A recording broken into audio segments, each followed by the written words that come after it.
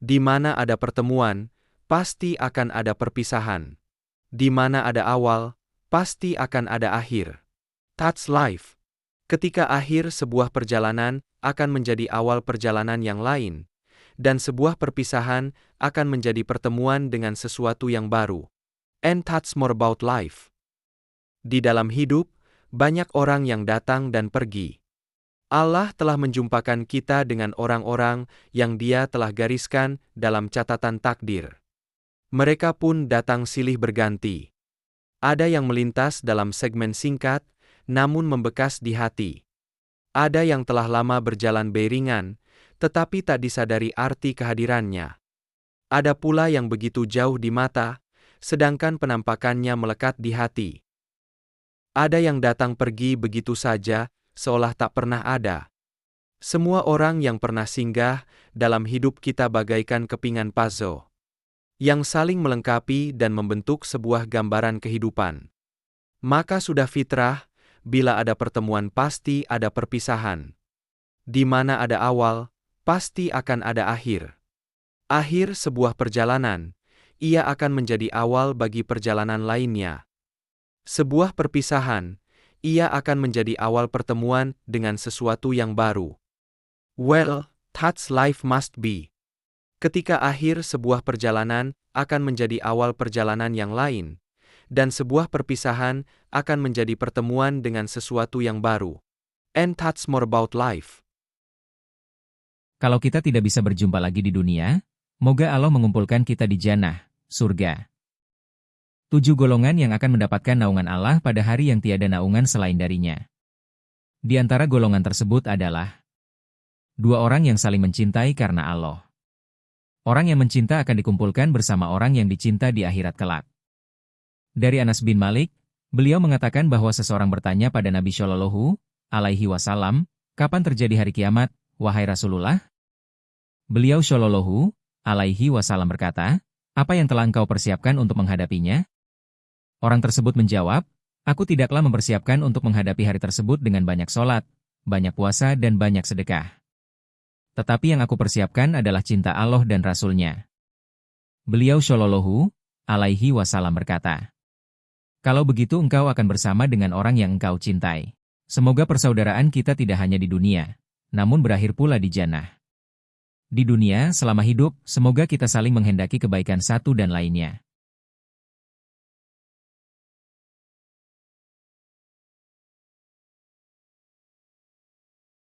Dalam kehidupan yang kita jalani, ada banyak sekali babak dan fase hidup yang kita alami. Di antaranya adalah pertemuan dan perpisahan. Ketika kita menjumpai pertemuan, kita juga akan mengakhiri dengan perpisahan. Entah berpisah karena urusan dunia, safar, pindah, atau karena sudah tutup usia, mati.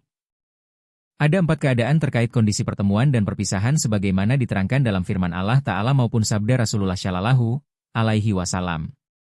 Bagi seorang mukmin hendaknya memperhatikan keempat hal ini. Keadaan pertama, mereka yang bertemu di dunia, namun tidak berjumpa di akhirat. Mereka inilah golongan orang-orang kafir dan musyrik. Allah Ta'ala telah berfirman, orang kafir ingin kalau sekiranya dia dapat menebus dirinya dari azab hari itu dengan anak-anaknya, dan istrinya dan saudaranya, dan kaum familinya yang melindunginya di dunia. Dan orang-orang di atas bumi seluruhnya kemudian mengharapkan tebusan itu dapat menyelamatkannya. Quran Surat Al-Ma'arij November 14. Lantaran saking takutnya ia pada hari itu, Allah Ta'ala menyebutkan tentang orang-orang kafir bahwa ia berangan-angan untuk menebus dirinya dari azab yang pedih dengan anak-anaknya, atau dengan istrinya, atau dengan bapak dan ibunya dan kerabat-kerabatnya yang lain, asalkan ia bisa selamat dari azab Allah Ta'ala. Bahkan, ia rela semuanya masuk neraka asalkan dirinya bisa selamat. Lihat tafsir At-Tabari, 23, 606. Ayat ini sebagai gambaran ketika pertemuan itu didasarkan atas kekufuran dan kemaksiatan kepada Allah Ta'ala, mereka hanya bertemu di dunia dan berpisah di akhirat, bahkan rela untuk menggadaikan keluarga yang sangat ia cintai di dunia. Seorang anak menggadaikan ayah dan ibunya. Orang tua saling menggadaikan anaknya. Seorang suami menggadaikan istrinya dan seorang istri menggadaikan suaminya. Tiada pertemuan yang kekal di antara mereka, kecuali di dunia.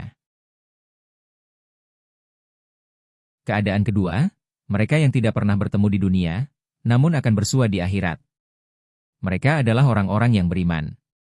Mereka akan bertemu dan bersua dengan para nabi, para syidin, para syuhada, dan orang-orang saleh, meskipun di dunia mereka tidak pernah bertemu. Allah Ta'ala berfirman, dan barang siapa yang menaati Allah dan Rasul-Nya, mereka itu akan bersama-sama dengan orang-orang yang dianugerahi nikmat oleh Allah, yaitu nabi-nabi, para syidikin, orang-orang yang mati syahid, dan orang-orang saleh.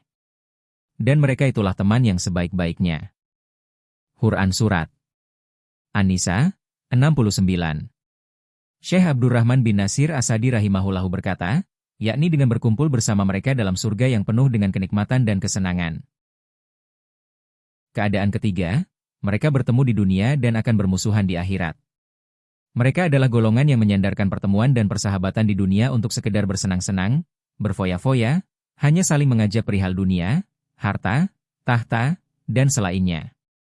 Mereka tidak mengingatkan untuk beribadah dan beramal saleh. Allah Ta'ala telah memberi kabar dan peringatan untuk mereka dalam firman-Nya.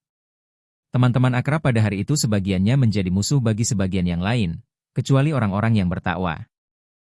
Quran Surat Az-Zuhruf 67. Ayat di atas menjelaskan bahwa orang-orang yang berteman akrab dalam kemaksiatan kepada Allah di dunia, sebagian dari mereka akan berlepas diri dari sebagian yang lain di hari kiamat. Padahal mereka di dunia saling mencintai dan mengasihi. Akan tetapi, di akhirat justru saling berlawanan. Demikianlah jika menyandarkan pertemuan tanpa dasar ketakwaan. Sebaliknya, orang-orang yang bersahabat atas dasar takwa kepada Allah, maka persahabatan mereka tetap langgeng di dunia dan akhirat. Lihat tafsir Muyasar 1:494.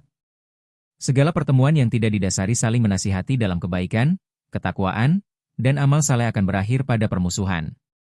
Seorang anak akan menuntut bapak ibunya karena tidak diajari untuk mengenal Allah dan syariatnya. Seorang istri akan menggugat suaminya karena hanya sibuk kerja tanpa memberikan arahan agama. Seorang teman akan saling menjatuhkan sahabatnya karena tidak pernah mengajak kepada amal saleh. Keadaan keempat, mereka bertemu di dunia dan bertaut di akhirat. Mereka adalah orang-orang yang sewaktu hidup di dunia saling mengingatkan dan menasihati tentang kebaikan. Bersama-sama mengerjakan ketaatan dan amal saleh. Beriman kepada Allah dan Rasul-Nya dengan benar. Mereka saling mencintai dan mengasihi atas dasar keimanan dan ketakwaan. Ketika salah satu dari mereka jatuh dalam keburukan dan lalai dari Allah, mereka pun saling menasihati.